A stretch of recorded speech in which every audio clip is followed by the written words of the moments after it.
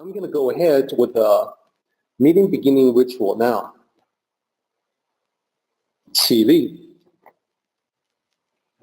面向佛堂，参加先鞠躬，一鞠躬，再鞠躬，三鞠躬，参加各位的传习鞠躬，开班一鞠躬，请坐下。Please be seated. So, last time, I want to remind everyone that we spoke of the synchronistic similarities between modern physics and the ancient Tao. At the very end, I presented to you this slide.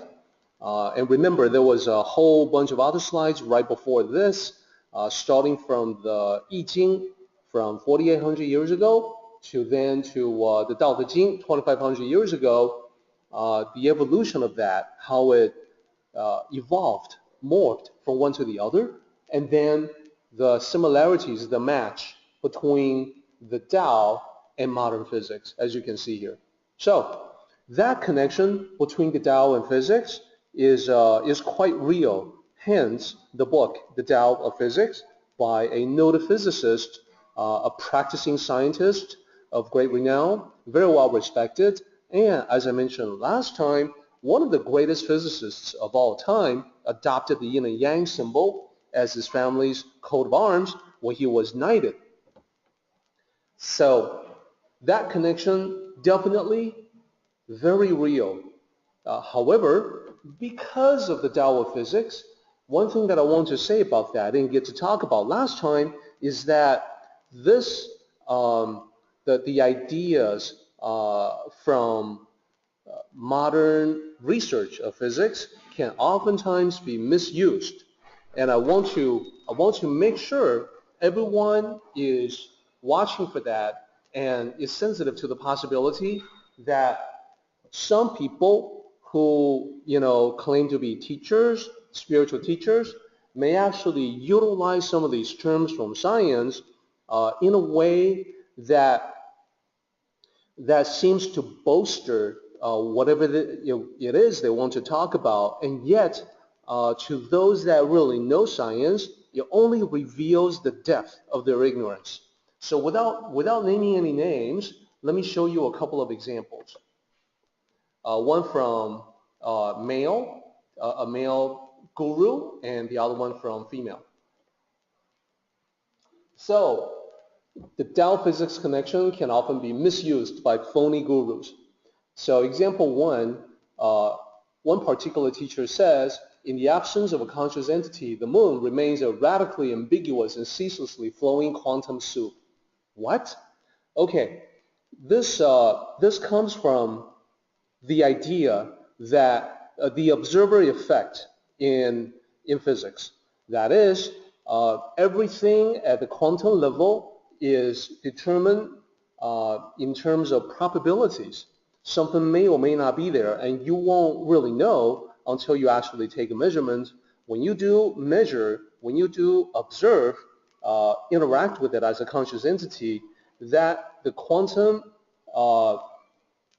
probabilities collapse into actuality.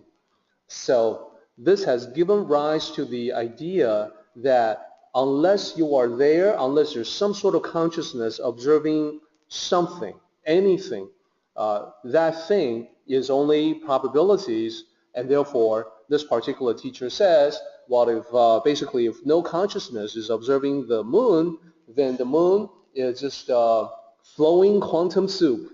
That is just probabilities. It's not really there. It's only something that may be there, determined by probability percentage.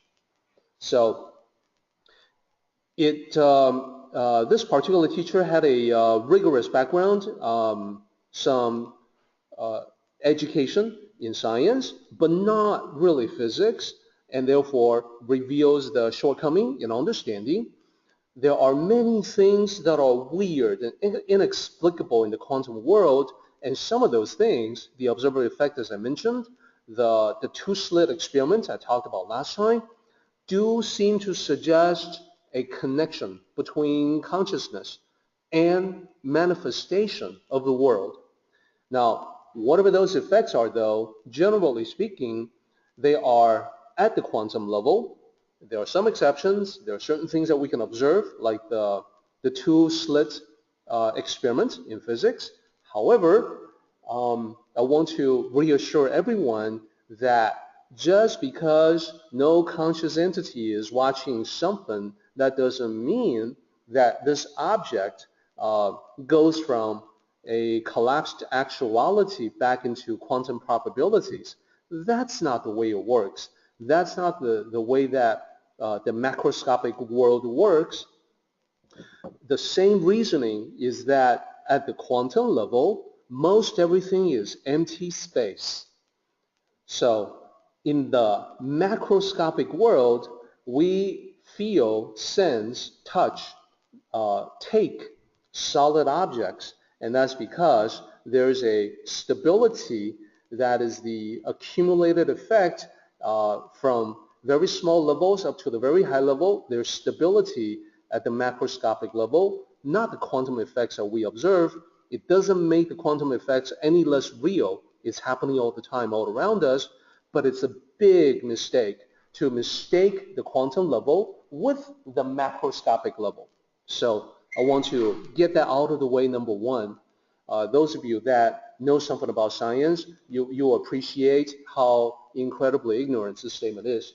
Example number two, from a female teacher of spirituality, she says, well, channeling an entity who's male, she says, we have great technology from anti-gravity magnets to magnetic fields of zero-point energy. We have all that, and we still have this ugly, superstitious concept of God. So she wanted to make a point about her concept of God, which is better than the traditional concept of God, but she went into it talking about technology. We have this great technology from anti-gravity magnets. No, we don't. We do not have that as one of the technologies that we master. In fact, that doesn't even make any sense. Anti-gravity magnets, what is that? Number two, magnetic fields of zero-point energy. Again, that doesn't make any sense at all. Zero-point energy is what happens at the quantum level, that even when there's it's at absolute zero temperature, there's still velocity, there's still motion at the quantum level, and therefore there's always some sort of inherent energy, zero-point energy. Zero-point energy is not a free source of energy, not an unlimited source of energy. So there's a lot of people that don't really even know what zero-point energy is, that try to make it into something that it is not. This teacher is one of them. She really doesn't know anything about science. Her understanding of science is more like Star Trek level of science. So she's making up all these terms, thinking that it makes her sound intelligent, but it only betrays her lack of knowledge. So how do you protect yourself against charlatans, con artists who would use technical terms, scientific terms, to make themselves seem more believable? Well, my number one suggestion would be that there's any number of really great popular books on science, that it's always a good idea for us to better our knowledge, to increase our level of understanding by taking advantage of these resources. So Carl Sagan has a number of extremely readable books about science. Many other great scientists out there have books that explain those inexplicable concepts really well, so that we can all get an idea about quantum weirdness, about what it means and what it does not mean.